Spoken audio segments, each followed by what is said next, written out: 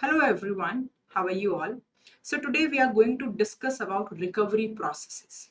तो recovery processes के अंदर हम बातचीत करेंगे कि किस तरह से हमारी मसल्स रिकवर करती हैं, कौन कौन से फैक्टर्स हैं जो कि हमारी मसल रिकवरी प्रोसेस के अंदर रोल प्ले करते हैं, फटीग किन कारणों से होती है, फटीग से बॉडी कैसे रिकवर होती है, बिकॉज अल्टीमेटली जो फटीग होती है, मस्कुलर फटीग होती है, साइकोलॉजिकल फटीग होती है, फिजियोलॉजिकल फटीग होती है, आखिर बॉडी को हर तरह की फटीग से अपने आप को रिकवर करना होता है रिकवरी प्रोसेस के अंदर।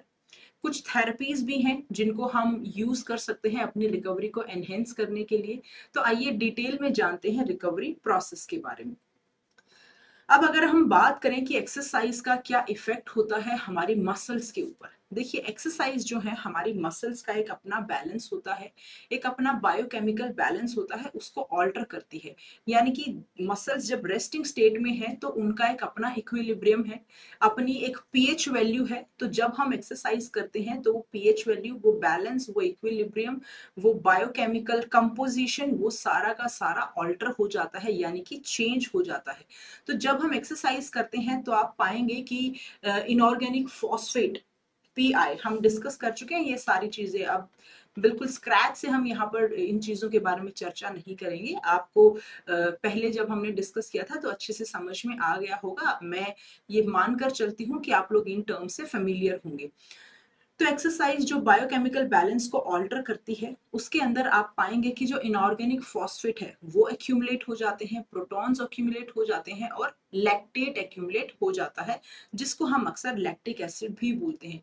तो ये जितने भी प्रोडक्ट्स हैं, ये सारे के सारे जितने भी प्रोडक्ट्स जो हैं ये एक्यूमुलेट हो जाते हैं हमारी मसल्स के अंदर एक्सरसाइज की वजह से।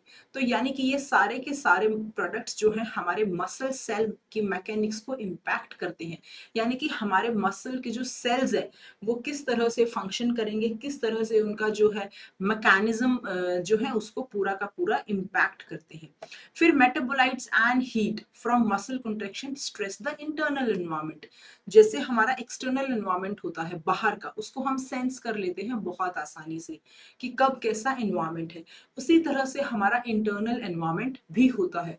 तो जो मेटाबोलाइट्स, हीट, यानी कि जब मसल्स कॉन्ट्रैक्ट करती हैं तो जो हीट और जो metabolites as a by product हम कहेंगे निकलते हैं, तो वो हमारा जो आंतरिक एनवायरनमेंट है, हमारा इंटरनल एनवायरनमेंट है, उसको इम्पैक्ट करते हैं।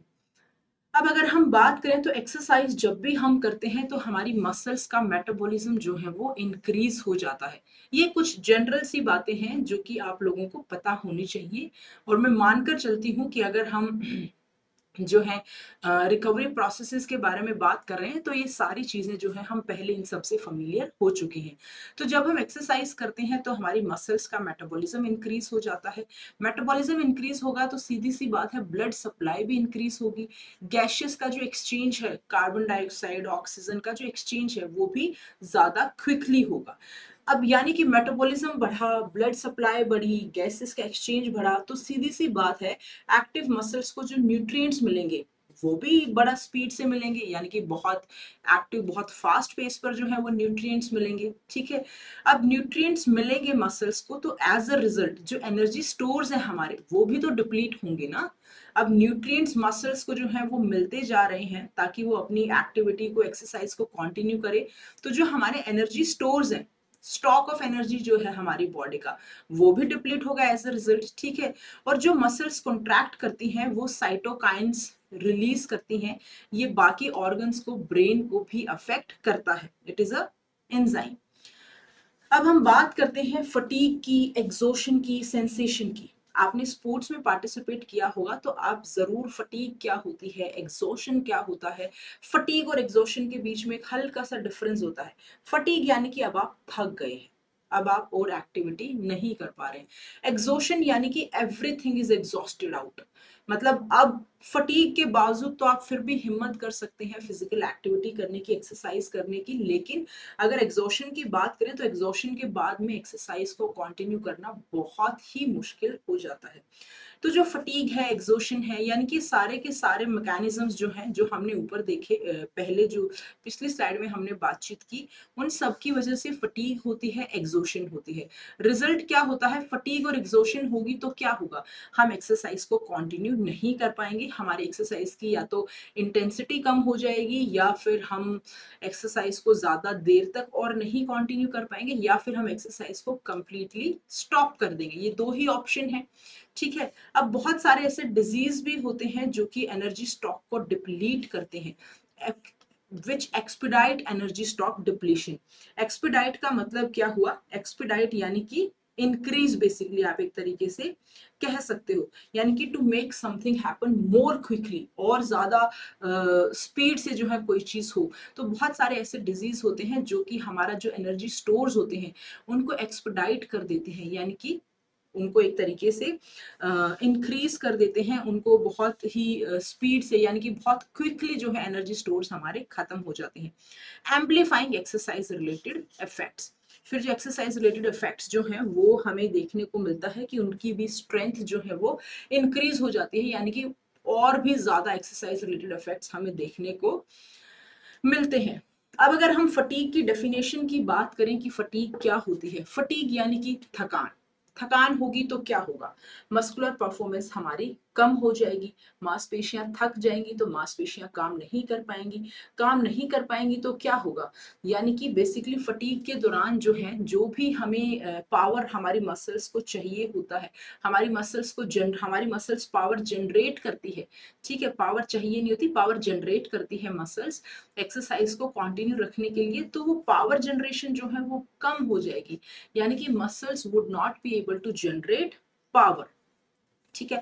अब इसको रिवर्सिबल कैसे कर सकते हैं, यानी कि मसल्स फिर पावर जनरेट कब कर पाएंगी, ठीक है, रेस्ट के बाद में, यानी कि जब आप उन मसल्स को जो कि फटीग हो गई हैं, एग्जॉस्ट हो गई हैं, थक गई हैं, जब आप उनको रेस्ट दे देंगे तो फिर वो दोबारा से पावर आउटपुट, पावर जनरेट कर पाएंगी।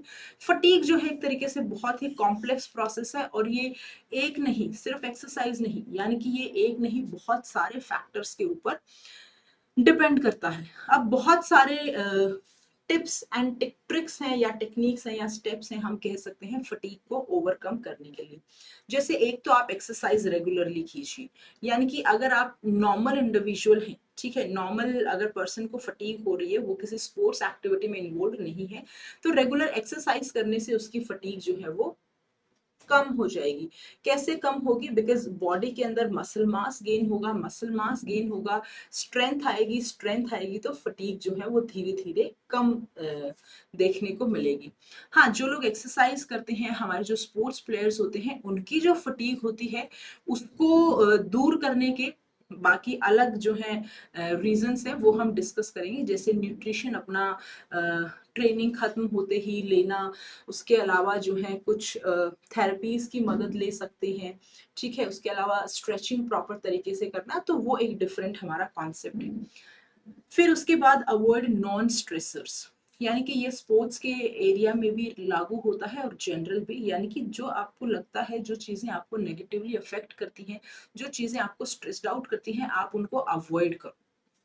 अपने आप को बहुत ज्यादा ओवरबुक मत करो, यानी कि कहने का मतलब ये है कि अपने आप को बहुत ज्यादा इतना ऑक्यूपाइड मत रखो कि आप जो है बिल्कुल रेस्ट करने का भी समय नहीं निकाल पाए। हेल्दी खाना खाओ, पानी पीते रहो, रिलैक्सेशन एक्टिविटीज प्रैक्टिस करो, and the most important and most ignored of all is that you have to get enough sleep. Sleep अच्छी लेना बहुत ही जरूरी है। अब बात करते हैं कौन से फैक्टर्स हैं जो कि फटीग को इन्फ्लुएंस करते हैं। देखिए, एक्सरसाइज किस तरह की है, वो अलग अलग तरह से आपकी मसल्स के ऊपर फटीग आएगी, यानी कि आप एरोबिक एक्टिविटी कर रहे हैं या एनएरोबिक एक्टिविटी कर रहे हैं, आपकी टाइप ऑफ एक्टिविटी क्या है, टाइप ऑफ एक्सरसाइज क्या है, उसका भी फटीग के ऊपर, थकान के ऊपर अलग अलग इम्पैक्ट होगा। Different fibre types fatigue at different rates, जैसा कि हमें पता है फास्ट ट्विच फाइबर हमारे बहुत स्पीड से जो है पावर जनरेट करते हैं एक तरीके से, ठीक है, तो वो थक भी जल्दी जाते हैं। स्लो ट्विच वहीं पर उनका रेट ऑफ कंट्रैक्शन जो है वो स्लो है, तो वो थकते भी थोड़ा सा धीरे हैं। तो यानी कि अलग अलग फाइबर टाइप्स के ऊपर भी फटीग का अलग अलग असर होता है। फिर ट्रेनिंग स्टेटस क्या है, जो बिगिनर होंगे, जिन्होंने अभी शुरुआत की होगी, वो जल्दी थक जाएंगे बजाय कि जो ट्रेंड होंगे, बिकॉज जो ट्रेन इंडिविजुअल्स होंगे तो उनकी बॉडी काफी हद तक काफी चीजों से एडेप्ट हो चुकी होगी। डेली और इंडिविजुअल वेरिएशंस, मान लेते हैं कोई ऐसा दिन है कि आप जो है पूरा दिन एंगेज्ड हैं और ट्रेनिंग सेशन भी आपका एज इट इज जैसे चलता आ रहा है आपके शेड्यूल के हिसाब से वैसे ही होना है, तो देयर आर चांसेस कि आप जल्दी थक जाएंगे।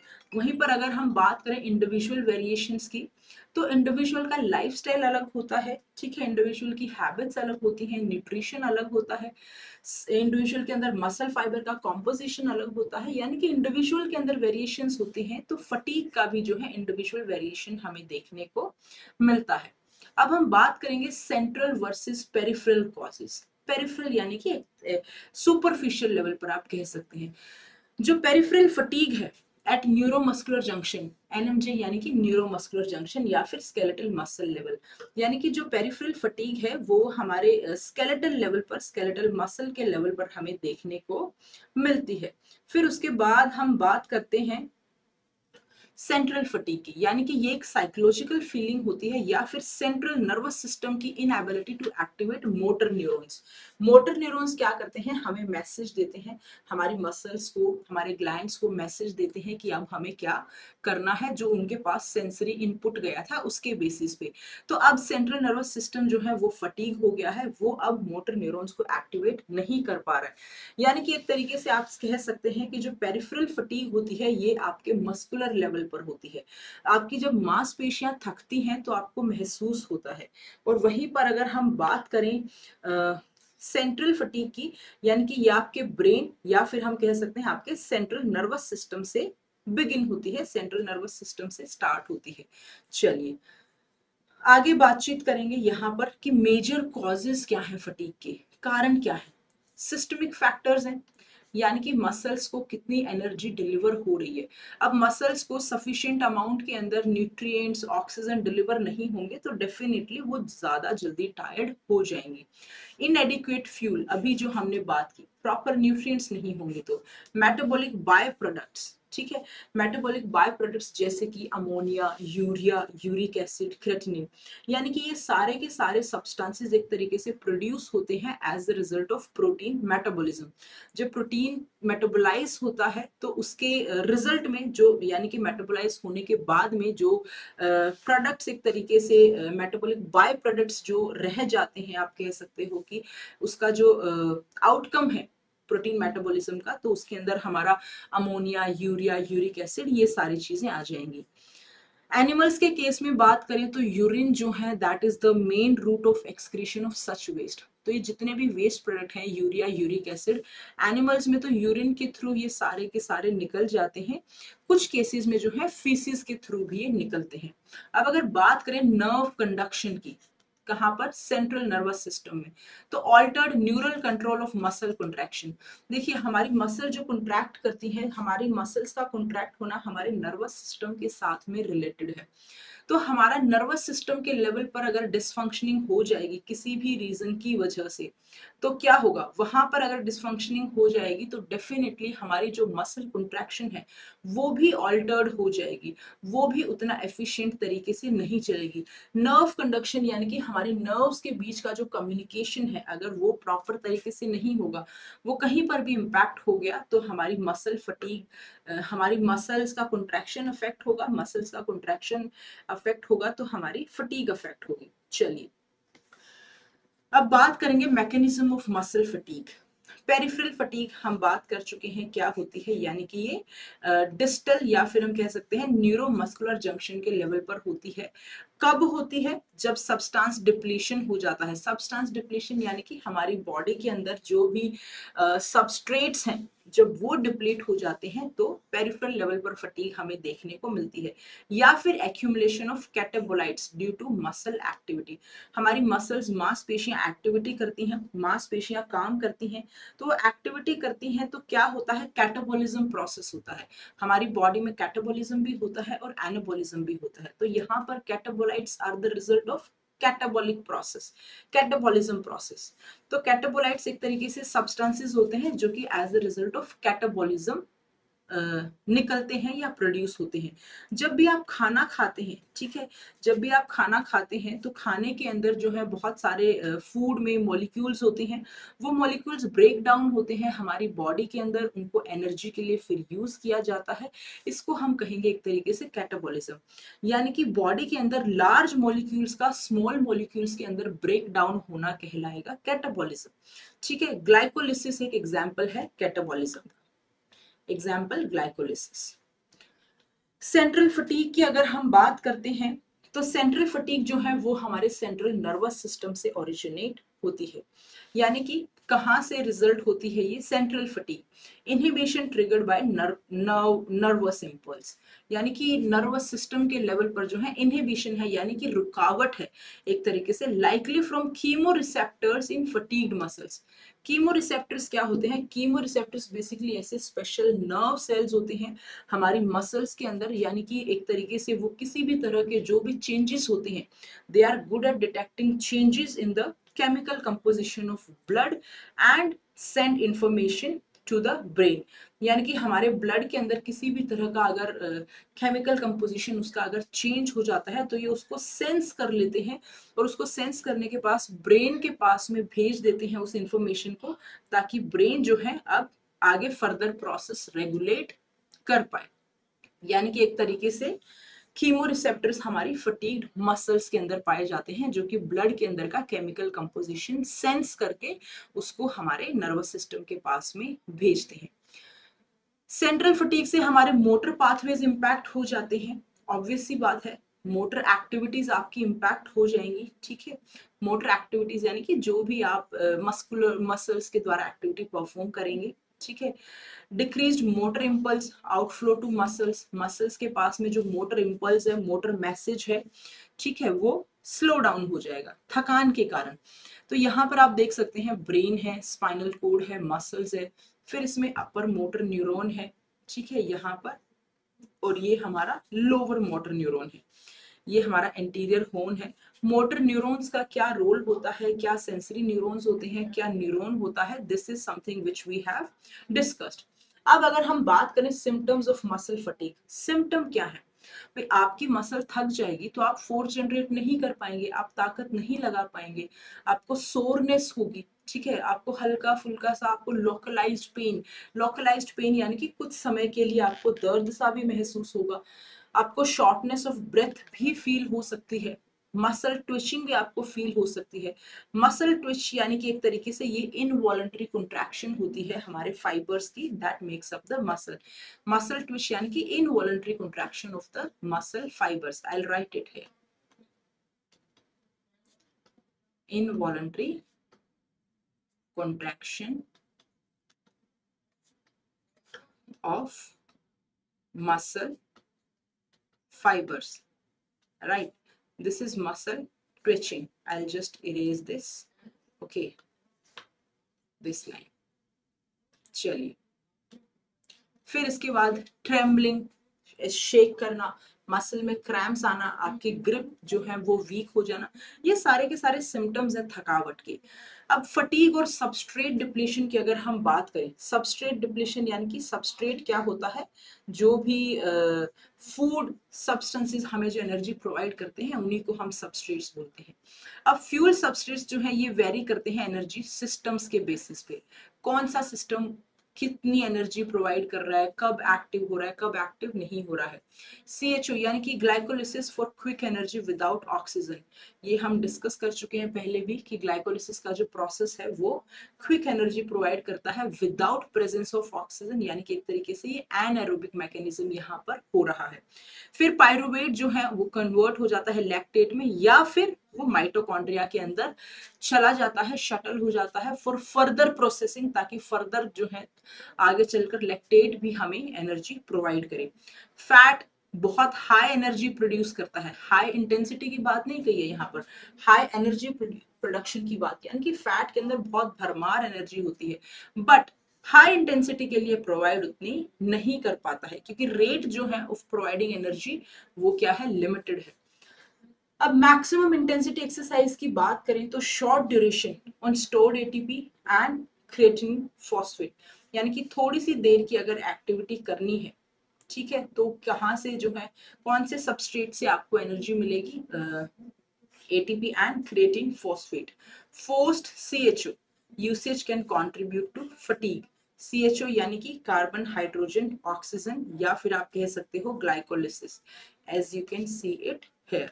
चलिए, फिर इसके बाद PCR डिप्लीशन, यानी कि फॉस्फोक्रिएटिन अगर डिप्लीट हो जाएंगे स्टोर्स तो भी आपको फटीग हो जाएगी। ATP ADP की एक डिजायर्ड रेशियो होती है, अगर ये डिजायर्ड रेशियो जो है बहुत जल्दी जल्दी डिप्लीट होने लगेगी, खत्म होने लगेगी, कम होने लगेगी, तो भी आपको फटीग हो सकती है।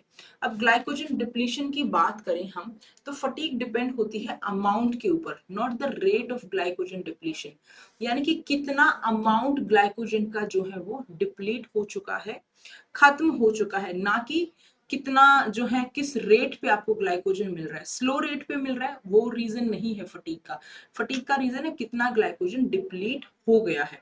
फिर फास्टेस्ट ग्लाइकोजन डिप्लीशन जो है वो एक्सरसाइज की शुरुआत में ही हो जाता है, यानी कि अगर 3 घंटे का सेशन है तो आप मान के चलिए कि शुरुआत के 1 घंटे के अंदर ही ग्लाइकोजन डिप्लीट काफी हद तक हो जाता है। फिर उसके बाद जो फटीग की फीलिंग है ये मैक्सिमम हो जाती है जब ग्लाइकोजन स्टोर जो है वो लोवेस्ट होते हैं, यानी कि ग्लाइकोजन का अमाउंट जो है जब वो बहुत कम हो जाता है तो फटीग अपने पीक लेवल पर होती है।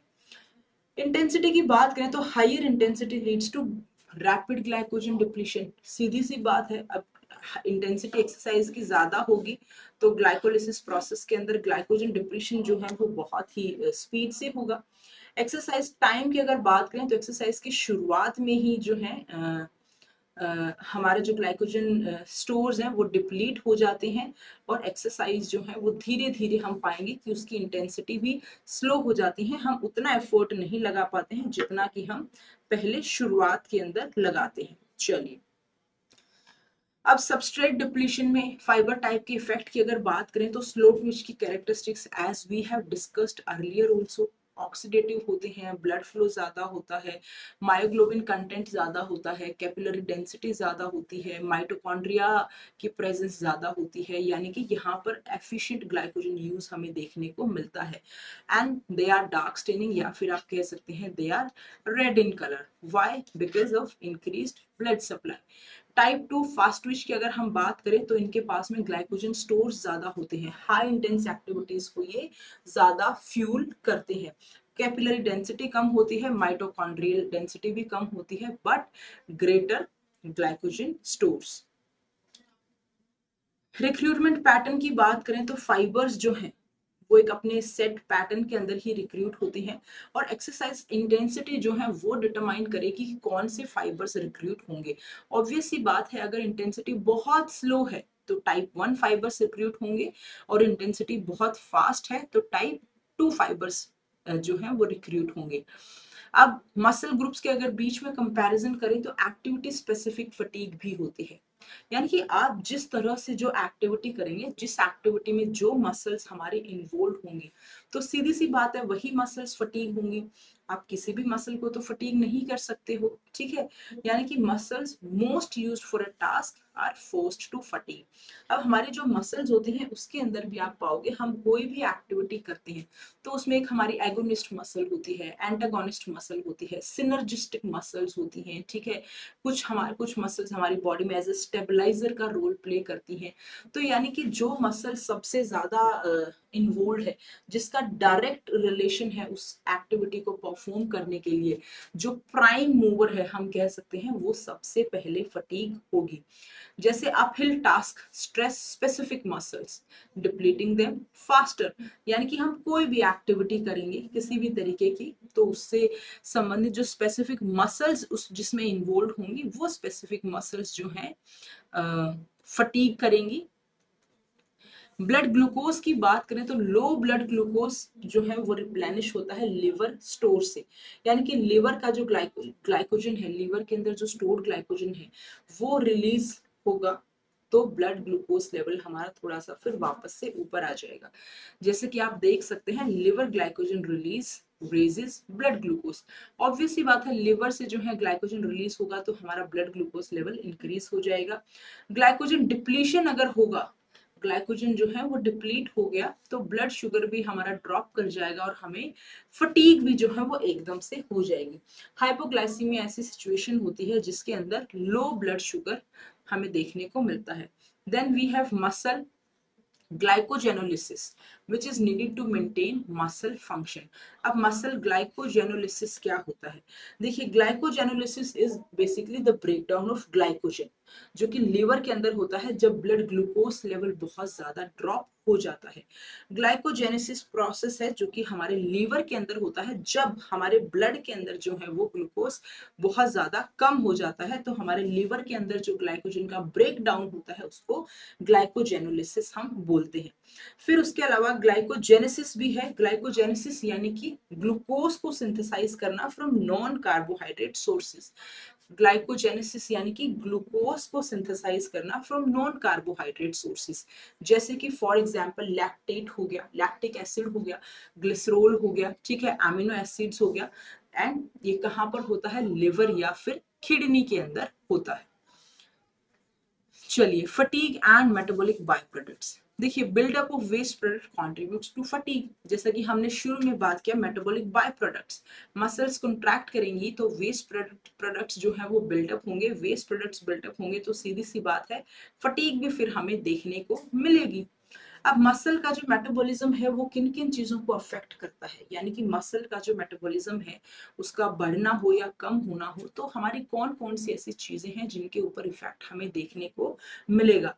जैसे कि increased PI levels, inorganic phosphate levels, heat buildup होना, हाइड्रोजन आयंस का लेवल इंक्रीज हो जाना जो कि मसल्स को और भी ज्यादा एसिडिक बना देगा, लैक्टेट का बढ़ जाना which can prolong exercise but may drop pH value, यानी कि लैक्टेट जो है वो इंक्रीज हो जाएगा तो हो सकता है हम एक्सरसाइज को और ज्यादा ड्यूरेशन तक कंटिन्यू कर पाए, बट पीएच वैल्यू जो है वो ड्रॉप हो जाएगी। लोकल मसल टेम्परेचर की, अगर टेम्परेचर की हम बात करें तो heat alters metabolic rate, increasing CHO metabolism and causing earlier muscle fatigue, यानी कि हीट जो है वो हमारे मेटाबॉलिक रेट को ऑल्टर करती है, ठीक है, मेटाबॉलिक रेट को इम्पैक्ट करती है। कैसे? देखिए, अगर हाई मसल टेम्परेचर होगा, अगर मसल का टेम्परेचर बहुत ज्यादा हाई होगा तो मसल फंक्शन भी इम्पेयर होगा by interfering with enzyme regulation, यानी कि बेसिकली हमारी मसल्स को एक वेल इक्विलिब्रियम के अंदर, या हम कहें एक वेल सिचुएशन के अंदर परफॉर्म करने के लिए एम्बिएंट टेम्परेचर जो है वो उसका होना चाहिए, या फिर हम कह सकते हैं ऑप्टिमम टेम्परेचर जो है वो होना चाहिए। अब higher ambient temperature leads to more fluid loss through sweat. Higher ambient temperature की बात हो रही है यहाँ पर, खाली एम्बिएंट टेम्परेचर नहीं, यानी कि टेम्परेचर बहुत ज्यादा है तो फ्लूइड लॉस होगा। कैसे? स्वेट के थ्रू होगा। अब ब्लड की फ्लूइड वॉल्यूम जो है वो कम होगी तो मसल की फ्यूलिंग कॉम्प्रोमाइज होगी, हीट डिसिपेशन कॉम्प्रोमाइज होगी, यानी कि हीट, जब भी हम एक्सरसाइज करते हैं तो हमारी बॉडी से जो हीट निकलती है, हीट डिसिपेट होती है, वो भी कॉम्प्रोमाइज होगी। ह्यूमिडिटी भी फटीग को अफेक्ट करती है। फास्टर फटीग होगी ज्यादा ह्यूमिड एनवायरमेंट्स में, क्योंकि स्वेट जो है वो प्रॉपर तरीके से रिलीज नहीं हो पाएगा, पसीना नहीं निकल पाएगा सही तरीके से, तो आपको थकान जल्दी होगी। स्वेट इवेपोरेशन बहुत जरूरी है फॉर हीट डिसिपेशन। हीट जो है वो स्वेट की फॉर्म में निकलती है, तो स्वेट इवेपोरेशन जरूरी है, किस लिए? हीट डिसिपेशन के लिए।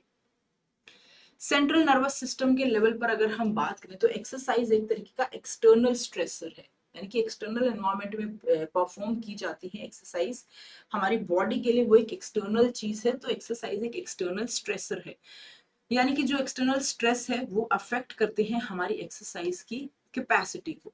बहुत सक्सेसफुल एथलीट्स ऐसे भी होते हैं जो कि किसी भी तरीके की डिस्कम्फर्ट हो रही होती है तो उसको ब्लॉक आउट करते हैं, उससे ओवरकम कर लेते हैं। अब एनर्जी कंजर्वेशन भी जो है बहुत सारे एथलीट्स करते हैं, पेसिंग, यानी कि एक पर्टिकुलर पेस को मेंटेन किए रखना एक्टिविटी की, ताकि उनको फिजियोलॉजिकल फटीग ना हो, to avoid physiological fatigue markers. ठीक है, तो यहाँ पर जो है आप पाएंगे कि एक तरीके से स्ट्रेस जो है वो एक्सटर्नल भी होता है और इंटरनल भी होता है। ट्रीटमेंट की अगर हम बात करें तो ट्रीटमेंट बहुत सारे अंडरलाइंग कॉजेज के ऊपर डिपेंड करता है। अगर फटीग आपकी एक्सरसाइज से रिलेटेड नहीं है तो आपको जरूर किसी न किसी मेडिकल प्रैक्टिशनर को दिखाना चाहिए। अदरवाइज फटीग को ट्रीट करने के लिए आप रेस्ट करो, आप फ्लूइड प्रॉपर लो, आप अपने आप को हाइड्रेट करके रखो, आप डाइट अच्छी लो जिससे आपकी रिकवरी जो है वो बेहतर होगी। आप एक ऐसा प्लान अपने लिए बनाओ जिसके अंदर न्यूट्रिशन भी वेल बैलेंस्ड हो, ठीक है। रिकवरी के लिए आप प्रॉपर तरीके से स्ट्रेचेस करो, प्रॉपर रेस्ट करो, एक पॉजिटिव एटीट्यूड जो है आप अपनी लाइफ के टूवर्ड्स भी इन जनरल बनाकर रखो, ताकि उस ट्रेनिंग स्ट्रेस के अलावा और बाकी किसी भी तरह का स्ट्रेस जो है वो आपको ना हो। अब एक्सरसाइज के लिए क्या कुछ टिप्स हैं जिनको हम ध्यान में रख सकते हैं, जैसे कि कम से कम हफ्ते में एक दिन का रेस्ट तो होना ही चाहिए। यानी कि कुल मिलाकर बात ये है, ट्रेनिंग वर्सेस रेस्ट, इन दोनों चीजों का एक बैलेंस होना चाहिए। Perform a cool down specially after assistance training.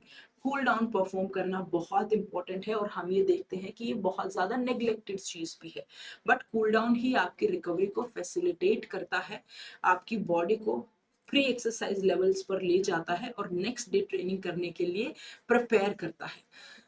अगली बात, फटीग को आप प्रिवेंट करना चाहते हो तो अपने बॉडी सिग्नल्स की सुनो। बॉडी सिग्नल्स यानी कि लिसन टू योर बॉडी, आपकी बॉडी क्या कह रही है उसको आपको ध्यान देना बहुत जरूरी है। मेडिकल हेल्प सीख करो अगर आपको बहुत ज्यादा पेन हो रहा है या फिर यूरिन कलर के अंदर जो है बहुत ज्यादा आपको चेंजेस देखने को मिलते हैं। अब और क्या क्या पोटेंशियल ट्रीटमेंट्स है मस्कुलर फटीग की, हम बात कर रहे हैं अब मसल फटीग की, सीएनएस नर्वस सिस्टम की फटीग की बात नहीं कर रहे। बहुत सारे सिंथेटिक प्रोडक्ट्स आते हैं जैसे कि एम्फेटामिन्स। एम्फेटामिन्स यानी कि एक तरीके के ऐसे स्टिमुलेंट ड्रग्स होते हैं जो कि आपके ब्रेन और बॉडी के बीच में जो मैसेज फ्लो होता है, आपके ब्रेन और बॉडी के बीच में जो कम्युनिकेशन होता है, ये स्टिमुलेंट्स उस कम्युनिकेशन को बहुत फास्ट कर देते हैं, बहुत स्पीड अप कर देते हैं, जिसकी वजह से आपको बहुत अलर्ट फील होगा, आपको बहुत ज़्यादा फिजिकली एक्टिव फील होगा। बहुत सारे ऐसे लोग हैं जो एम्फेटामिन्स यूज करते हैं रातों रात जगने के लिए, पढ़ने के लिए, but that is something which is not good. यानी कि एफेड्रीन हो गया, कैफीन हो गया, ये सारे के सारे प्रोडक्ट्स जो हैं they promote resistance to fatigue.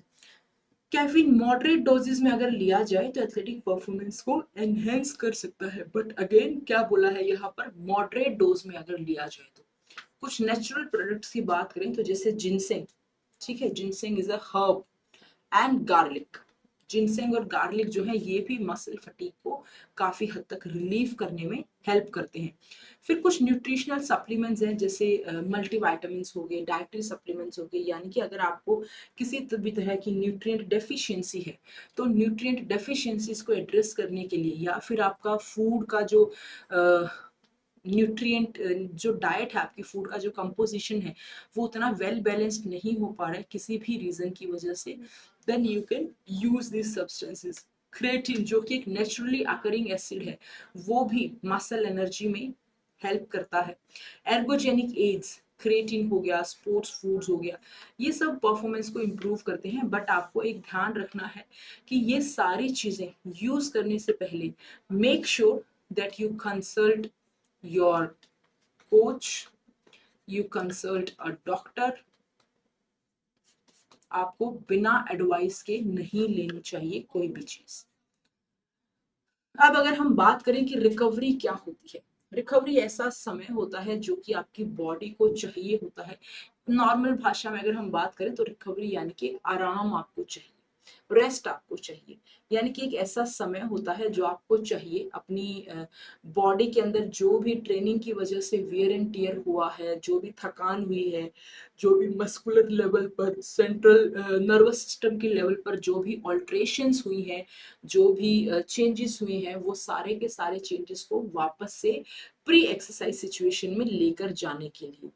अब रिकवरी के दौरान जो है, जो एनर्जी प्रोड्यूसिंग एंजाइम्स होते हैं हमारे मसल फाइबर्स के अंदर, वो भी रिप्लेनिश करते हैं, रिकवर करते हैं, ठीक है। फिर उसके अलावा कार्बोहाइड्रेट स्टोर्स जो है हमारे मसल सेल्स के अंदर, कार्बोहाइड्रेट स्टोर्स जो हैं वो भी रिप्लेनिश होते हैं। फिर उसके अलावा जो है एंडोक्राइन और इम्यून सिस्टम भी हमारे रिकवरी को फैसिलिटेट करता है। अब रिकवरी के दौरान जो है हमारी मसल्स के अंदर प्रोटीन सिंथेसिस होता है, ठीक है, यानी कि प्रोटीन कंटेंट फॉर स्ट्रेंथ जो है वो इंक्रीज होता है। एनर्जी स्टोर्स जो है वो फिल इन होते हैं, रिप्लेनिश होते हैं, वो भरते हैं, ठीक है। रिकवरी जो है वो बहुत इंपॉर्टेंट है किसके लिए? Optimal performance. ऑप्टिमल परफॉर्मेंस यानी कि जो परफॉर्मेंस उस मेहनत के हिसाब से आनी चाहिए उस परफॉर्मेंस के लिए। And to avoid over training, ताकि ओवर ट्रेनिंग ना हो। और ओवर ट्रेनिंग के बहुत सारे साइड इफेक्ट्स हैं। ऐसा नहीं है कि ओवर ट्रेनिंग हो गई तो कोई बात नहीं। ओवर ट्रेनिंग से एक तो परफॉर्मेंस तो डिप जाएगी ही जाएगी, प्लस उसके अलावा आपको ओवर यूज सिंड्रोम भी हो सकता है, आपको ऐसी फटीग भी हो सकती है जो कि ऑलमोस्ट महीना भर ले ले और आपको इंजरी भी हो सकती है। रिकवरी की फिजियोलॉजी को समझना बहुत ज़रूरी है, तभी हम एक इफेक्टिव ट्रेनिंग प्रोग्राम्स जो है किसी के लिए भी बना पाएंगे। अब हर इंडिविजुअल वेरी करता है रिकवर करने में। अब वो वेरी क्यों करेगा? क्योंकि सबका ट्रेनिंग स्टेटस अलग है, सबको फटीग का लेवल जो है वो सबका अलग है, ठीक है। बहुत सारे फैक्टर्स हैं जो कि इंक्लूड होते हैं रिकवरी प्रोसेस के अंदर, जैसे कि रिटर्न टू होम्योस्टेटिस। होम्योस्टेटिस यानी कि एक बॉडी का एक अपना बैलेंस, बॉडी का एक अपना इक्विलिब्रियम, एनर्जी स्टोर्स रिस्टोर होते हैं। और रिकवरी सबसे बड़ी बात है, ये टाइप ऑफ ट्रेनिंग के ऊपर भी बहुत डिपेंड करती है। रेसिस्टेंस ट्रेनिंग का सेशन करेंगे, आपको डिफरेंट अमाउंट चाहिए रिकवर करने के लिए।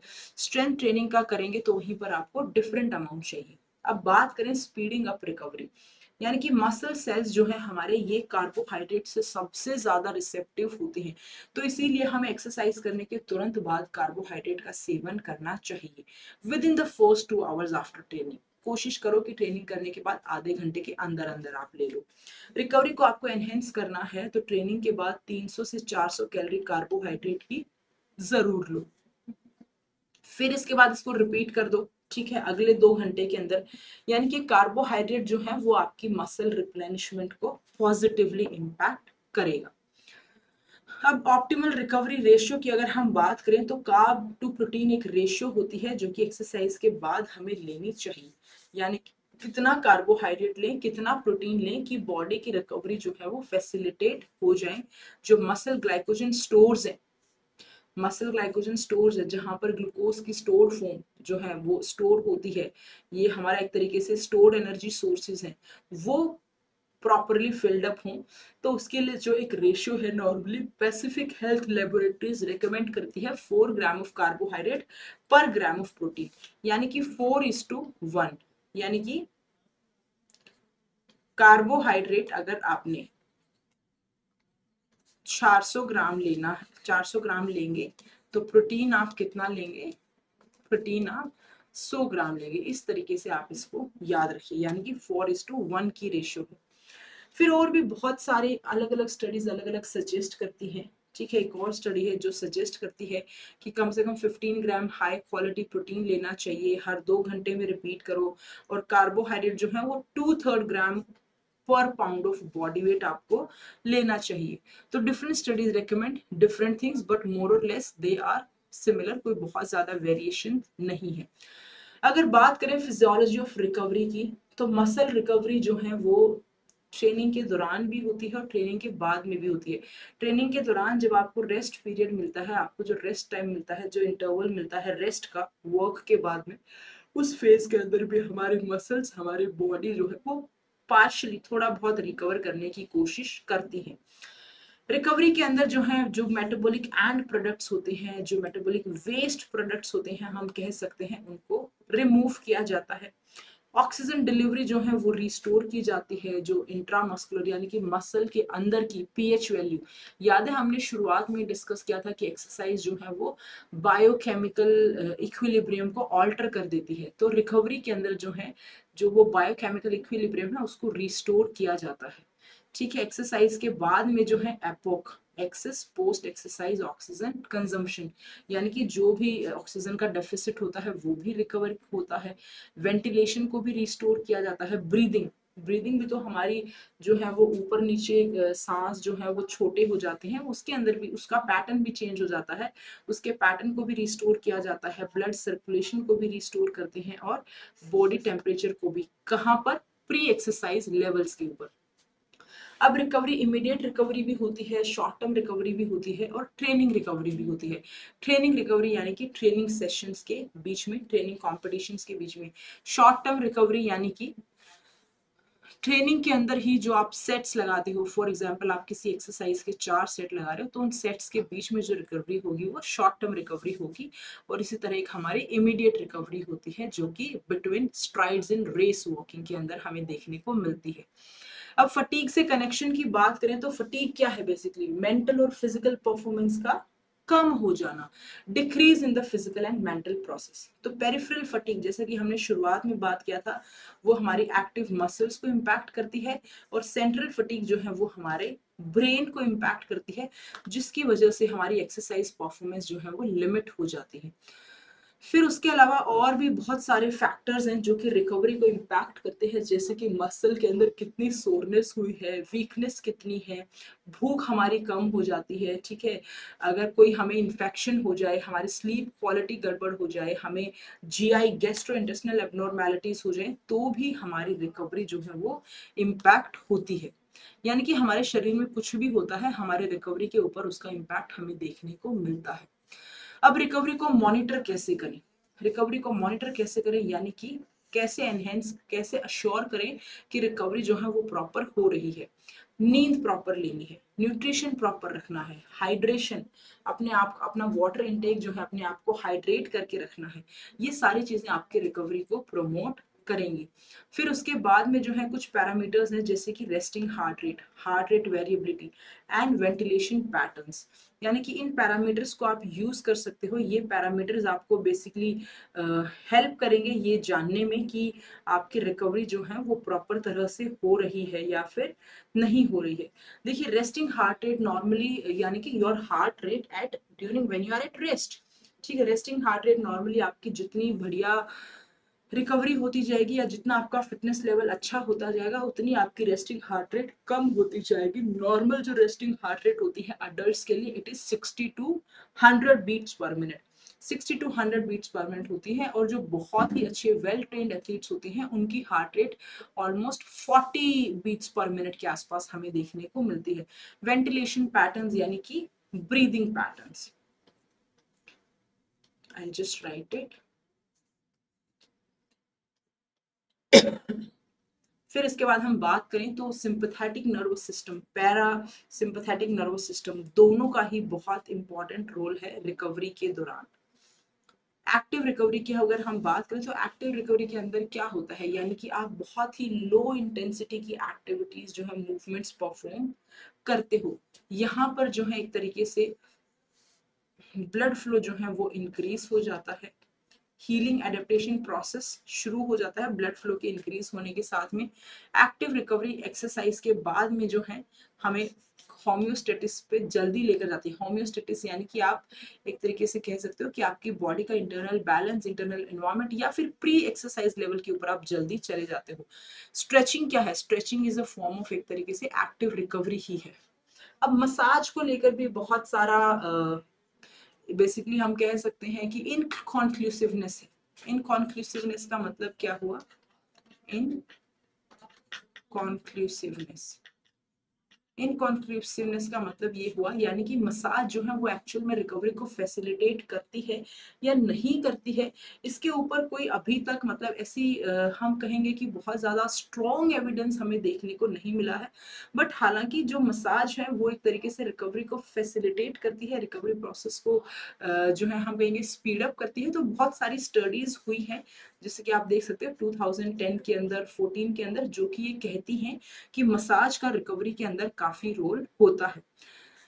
फिर कंप्रेशन, यानी कि आप या तो किसी कपड़े के द्वारा या फिर कुछ इनफ्लेटेबल डिवाइसेस आते हैं जो कि मसल फटीग को कम कर देते हैं, सोरनेस को कम कर देते हैं, जिसको यूज करके हमारा ब्लड फ्लो बढ़ जाता है, स्टिफनेस कम हो जाती है, मसल्स के पास में जो ऑक्सीजनेशन का प्रोसेस है वो इंक्रीज हो जाता है।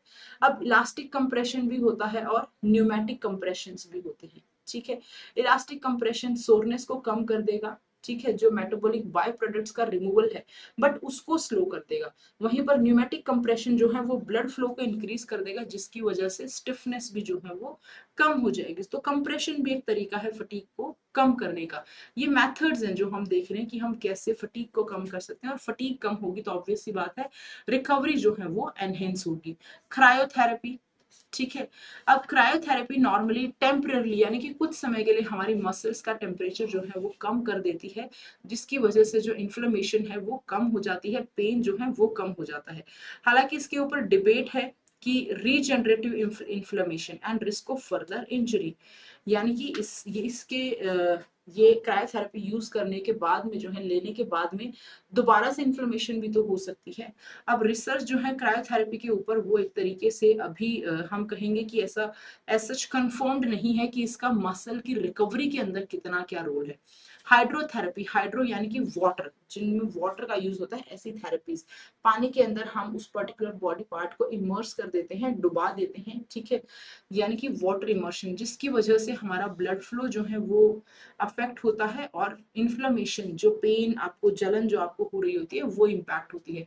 नॉर्मली इमर्शन की 3 टेक्निक्स है, 3 कॉमन टेक्निक्स है इमर्शन की। किसकी? हाइड्रोथेरेपी की।